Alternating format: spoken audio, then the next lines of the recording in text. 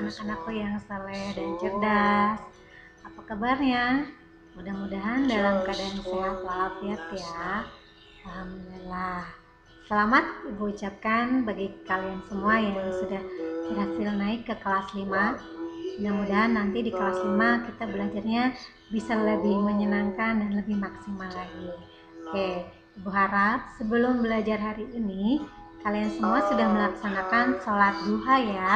Nah juga Ibu yakin semuanya tadi sudah mengikuti kegiatan tahfidz bersama. Nah, mudah-mudahan nantinya dengan memulai segala sesuatu dengan berdoa dan tahfidz bersama, pelajaran apapun yang akan kalian ikuti, insya Allah nantinya akan mudah diserap dan bermanfaat bagi kalian semuanya. Oke, hari ini kita akan belajar bahasa Indonesia. Jadi untuk setahun ke depan kalian akan belajar bahasa Indonesia dengan Ibu Alfi ya. Mudah-mudahan tetap semangat belajarnya meski belajarnya di rumah. Oke. Nah, sebelum ke materi, Ibu akan memperlihatkan dulu kompetensi dasar dan tujuan pembelajaran. Ya, bisa kalian baca. Jadi di bab 1 ini kalian diharapkan nantinya setelah belajar akan bisa menentukan ide pokok dari setiap paragraf, kemudian bisa menuliskan kalimat utamanya dan juga menyajikan identifikasi ide pokoknya baik itu secara lisan, tulisan maupun visual. Jadi ketika diminta tugas boleh mengirimkannya dalam bentuk apapun ya, misalnya boleh pakai PDF atau Word, atau misalnya Bu saya mau pakai video saja, boleh, silakan ya. Itu sangat bagus sekali. Oke, kita lanjut. Di bab 1 ini kita belajar apa saja sih? Jadi ada 5 materi ya di bab 1 ini. Tapi yang akan kita pelajari hari ini 2 saja dulu ya. Oke, siap-siap. Buku dan alat tulisnya disiapkan ya. Semangat. Oke, apa aja sih yang akan kita pelajari? Yang pertama ide pokok. Pasti sudah sering ya mendengar ide pokok. Di kelas 4 juga sangat sering sekali. Nah, nama lainnya yaitu gagasan utama ataupun gagasan pokok. Oke.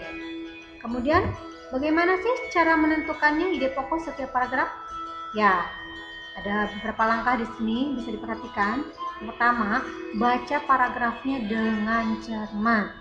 Jadi jangan dilewat-lewat ya kalimat-kalimat yang ada di dalam paragrafnya. Kemudian, lihat apakah dari kalimat yang pertama sampai kalimat akhir ini membahas tentang apa. Nah, kalau saya masih belum ketemu, baca lagi ya. Jadi intinya jangan malas membaca. Oke, siap. Kita lanjut ya. Nah, ini Bu Alfi punya contoh.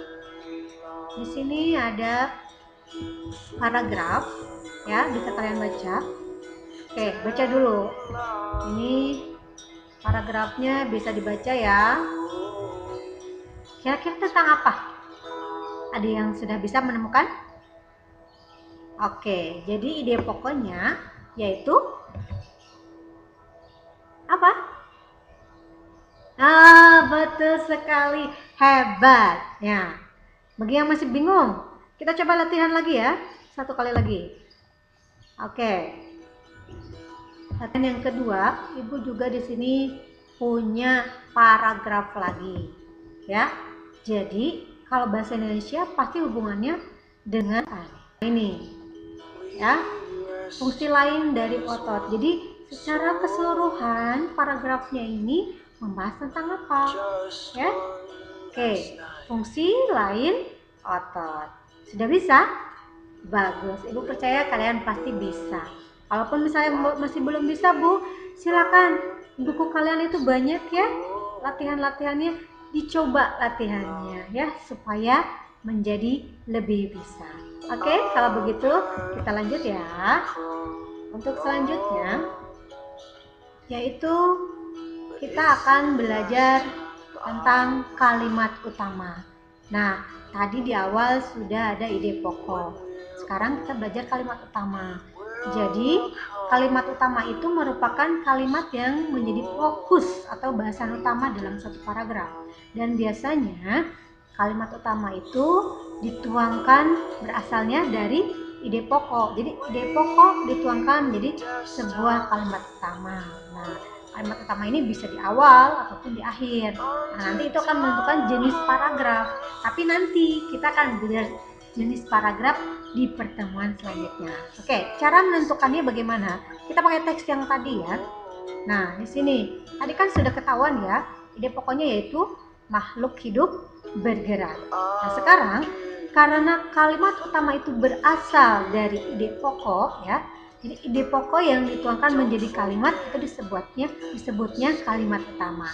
Jadi kita cari yang ada kata kunci ya, keyword kalau dalam bahasa Inggris. Kata kuncinya makhluk hidup bergerak ada di kalimat keberapakah? Betul sekali, di kalimat pertama dari paragraf ya, di kalimat awal. Jadi kalimat utamanya yaitu salah satu ciri makhluk hidup adalah bergerak. Oke, sudah paham ya?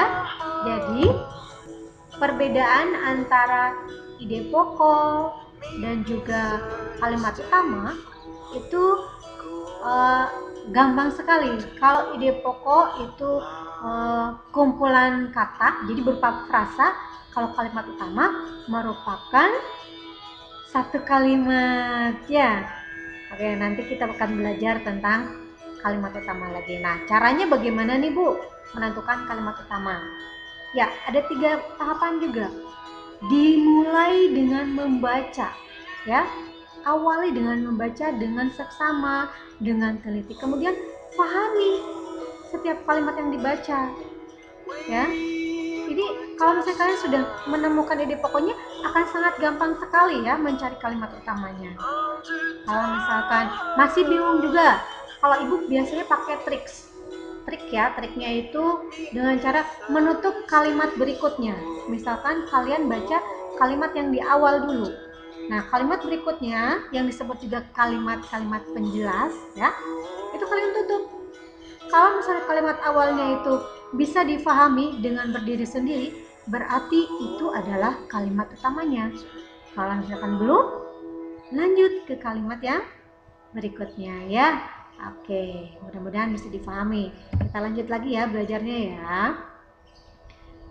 Oke, nanti kalau misalkan ada pertanyaan, bisa langsung bertanya ketika kegiatan kita Zoom ya.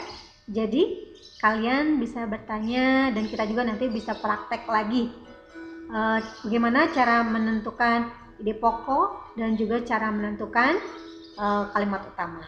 Oke, kalau sudah paham kita lanjut belajarnya ya. Oke.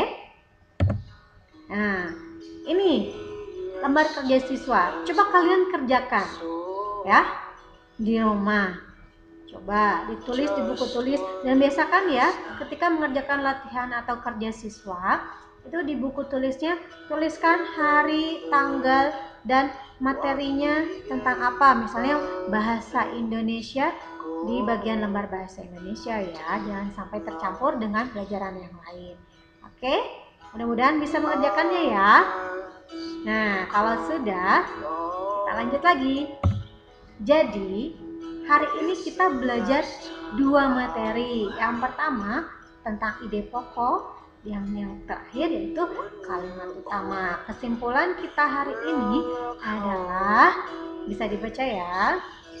Langkah-langkahnya bagaimana menentukan ide pokok dan juga bagaimana menentukan kalimat utama. Harus diingat, ide pokok dengan kalimat itu berbeda ya. Tadi sudah Bu Alfi jelaskan, kalau ide pokok itu gagasan yang menjadi dasar sebuah paragraf. Nah, kalau kalau kalimat utama itu adalah kalimat yang dituangkan dari ide pokoknya ya. Oke, sudah paham? Kalau belum paham, tidak apa-apa. Nanti kita belajar bersama-sama. Ya, sampai sini pelajaran kita. Mudah-mudahan kalian bisa belajarnya dengan menyenangkan, dengan semangat ya. Tetap jaga kesehatan di rumah, tetap sholat dan mengaji ya, jangan lupa. Oke, sampai bertemu dengan Ibu Alfi di pertemuan selanjutnya. Assalamualaikum warahmatullahi wabarakatuh.